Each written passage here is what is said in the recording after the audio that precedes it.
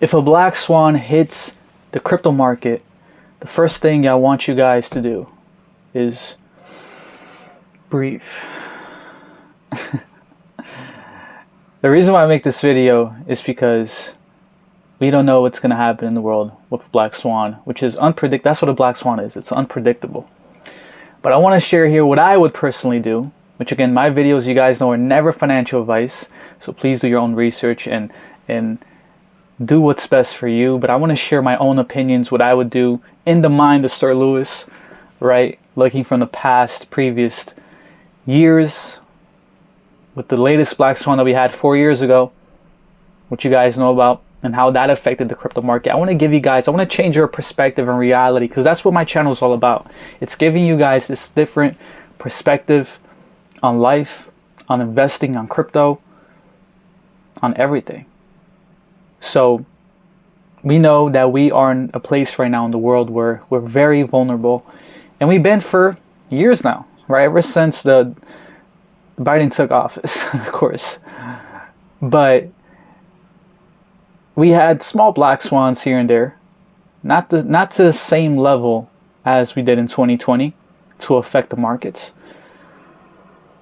But you know, all these black swans could be dragging us towards a major one coming soon. I'm pretty sure a lot of people feel that in their heart, that man, there's going to be something brewing up very, very soon. God forbid it's a World War III or other things, right? Famines and all these things, hacks. God forbid these things happen. But if something like that were to happen, what would you guys do regarding your investments in crypto? Well, let's go back in time 4 years ago to 2020 when we did have a black swan. And we did not know what to do. It was unpredictable. 2020 was supposed to be this super bullish year. I remember it right before 2019, and we had this hit and completely destroyed the markets. But what was the aftermath? Specifically looking at crypto, what was the aftermath of that black swan? Well, we saw that it got to a point where interest rates had to come down, and they did come down to historic lows. Like interest rates were around 2%. People got mortgages with an interest rate of 2%. Imagine that. And recently we had interest rates go up to like 7-8% or even more. And on top of all that, we had stimulus checks. We had all this money printing that the government was forced to, not just the US, the whole world was kind of put in this position that they were forced to do this. And this, by the way, was a bipartisan decision. We'd like to blame people on the left, on the right. This was a bipartisan decision from both sides. There's an agreement.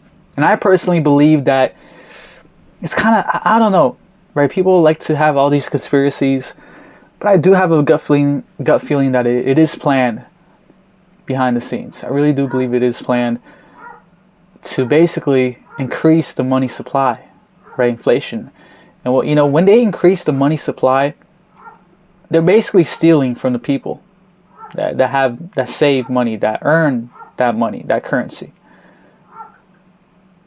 Okay, a lot of people don't understand that, but that really, people are they are stealing from you, right? There's two ways. There's taxing, and then there's inflating. It's debasing the currency. It's devaluing the currency. Because as we know, more supply is going to be it's going to be less valuable. And what was the aftermath of that?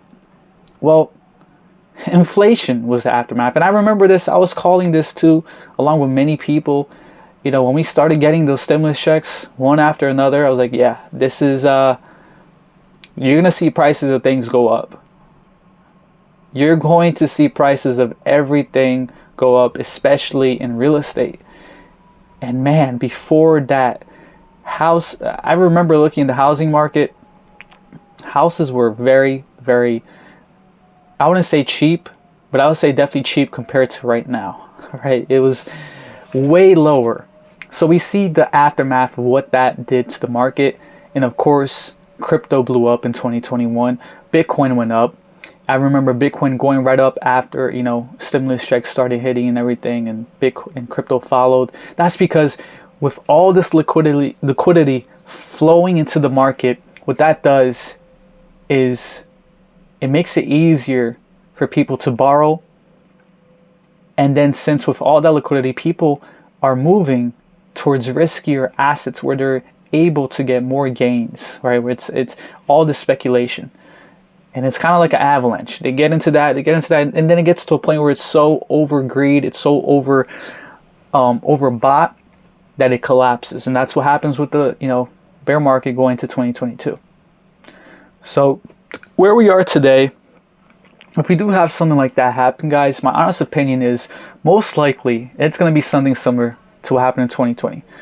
They're probably going to have to do an emergency decrease of the rates, which they already started doing.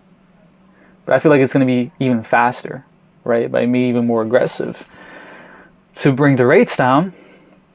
And then if it gets to the point where it's so bad, we'll probably have stimulus checks again. It's just, it depends on the weight of the Black Swan and how it affects the economy. Because we know the previous one was specifically hit the economy hard because everyone was locked down. So it's like, how are we going to make money? How are people going to make money and if they are locked down? You know what I'm saying? Which also affected the production of goods and everything, which that also affected inflation. So everything was making inflation going up, not just printing money, all these things. But the first thing you guys got to do, like I said, is breathe. Right? Maybe you're down a lot if this happens.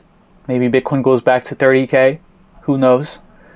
But long-term speaking, there's going to be a lot more liquidity flowing into the market because of money printing. And as we know, money printing, it will cause Bitcoin to go up long-term. The perfect example of that was 2020 when we started having the stimulus checks. Bitcoin didn't go up right away. It took a little bit. But it was like a double whammy to Bitcoin because we had the stimulus checks, we had the money printing, and we had the halving. So it's like, you know, Bitcoin, you can see why Bitcoin went up to 65, 66K in 2021, 65K. Because of all of that. So long-term speaking, it's amazing for Bitcoin. That's why Bitcoin to me is the safest investment out there. And then, of course, regarding the other altcoins that you believe will survive, maybe it's Ethereum, maybe all these altcoins, there's going to be many that survive. They're going to benefit very well from it too. So, me personally, if we have a Black Swan like that again, I'm going to buy the fear. I'm going to buy the assets that I believe will survive, that look good on the charts, that look good fundamentally, that are developing and building. And I'm going to invest them at probably all-time lows. You know, you guys know my videos are never financial advice, but if you look back at all the previous history, 2020, not just 2020, but all of them, the best times were to buy when we had the max fear, when we had everyone freaking out, when there was uncertainty. That was the best time to buy. And like I always say, bull markets, investing in bull markets, or heading into a bull market, can make you rich, right? Maybe a millionaire. 1 millionaire. But investing in bear markets or at fear can make you very, very wealthy, generational wealth, right? Because you're buying at all-time lows. You can be buying a 50x, 100x.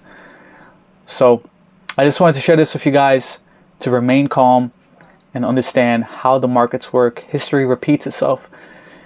And if you guys want to be up to date with everything, join the free Telegram, 100% for free. Join a community. Our community is free, no tiers, and I'm active on there. Join the Telegram in the description below. I love you guys so much. I'll catch you guys in the next video. Peace.